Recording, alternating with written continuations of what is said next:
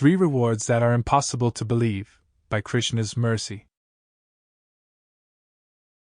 राम नाम कली कामत्रु सकल सुम गल कंद सुमिरत करतल सिद्धि सब पग पग परमानंद. Quote, Shri Rama's holy name is like a desire tree in Kali Yuga and is the root of all auspiciousness.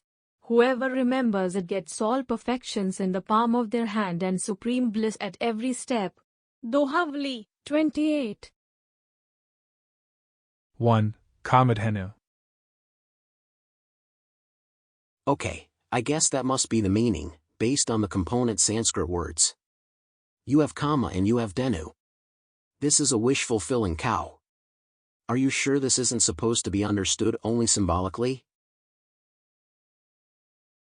Basically, the symbolism would be in the milk production from the cow. There is little effort required from the human population in order to reap the benefits. Milk flows from the cow. The cow merely needs to glance upon its children. Contrary to the horrors that take place in the commercial production in the modern day, a single cow can produce enough milk for an entire community. You would be amazed. If the cow is protected, if it feels safe, if it has ample time to spend with the children, there is no question of shortage. Anyway, the Kamadhenu is supposed to produce anything asked for. The Kama aspect relates to desire. Who wouldn't want one of these? I can understand why Vasishtha Rishi was attacked over this. Amazing that a rishi possessed such a cow and yet he didn't fall into degradation, into a life of gambling, sense enjoyment, or meat eating. 2. Kamataru. These are desire trees, you say. They are prominent in the heavenly region. Are you sure there isn't some symbolism to this concept either? You know, a tree magically produces fruit. Most of these trees are self-maintaining. You just have to wait for the proper season and the fruits might fall off by themselves. The Kamataru is supposed to grant any desire, immediately. In that case, money can grow on trees. You could ask for endless wealth. Jewels. Valuables. Silk garments. An expensive crown. I guess you could get whatever you asked for. That would be really cool. 3. Shari Fela.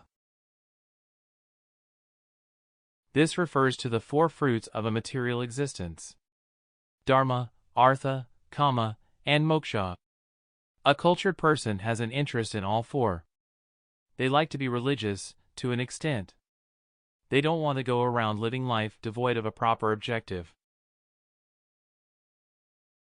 Artha is necessary to maintain that life, to provide enough to eat and to have a roof under which to sleep.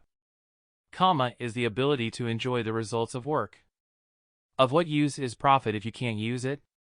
If it merely gets stored in a bank account, what difference does that make? Moksha is the final release. Live life in such a way that you don't have to repeat the experience. Moksha is the negation of material existence. To have these 4 rewards together, in a single lifetime, is rare. Any person would feel fortunate to attain them. Goswami Tulsidas explains that these rewards are nothing compared to love and devotion to the holy name of Rama. That devotion is itself like a desire tree. Everything necessary can be milked out of it. The Shari Fela is not as important when there is attachment to the Supreme Personality of Godhead. How can it be that anything is superior to a desire tree? How could anything be greater than moksha? Especially when that moksha does not cancel out sense enjoyment, attention to religious duty, and the ability to work. How could anything be better? The Vaishnava saint is speaking from experience. They are not interested in the desire trees found in heaven. The holy name of the Supreme Lord is everything to them. They want nothing else. They are not interested in the 4 rewards. A person can only provide such testimony if there is a higher taste. If they are experiencing something better, they will cast aside the inferior. Bhagavad-gita explains the same concept, through the words Paramdrishtva. Vishya vinivartante. Niraharasya dehina. Rasvarjan rasope asya. Param drishtva nivartate. Quote, the embodied soul may be restricted from sense enjoyment, though the taste for sense objects remains. But, ceasing such engagements by experiencing a higher taste, he is fixed in consciousness. Lord Krishna, Bhagavad-gita, 2.59. Experiencing something better puts other interactions into the proper perspective. There is something superior to the kamataru. The enjoyment from devotion is not of this world, and so it is not limited by this world. It is not affected by time or space. In closing, not of this world in source, so not limited in course, where even the heavenly tree, of time and space not free, desires from heavenly cow, but something superior now. Holy name of Shri Rama to chant, everything and more to grant.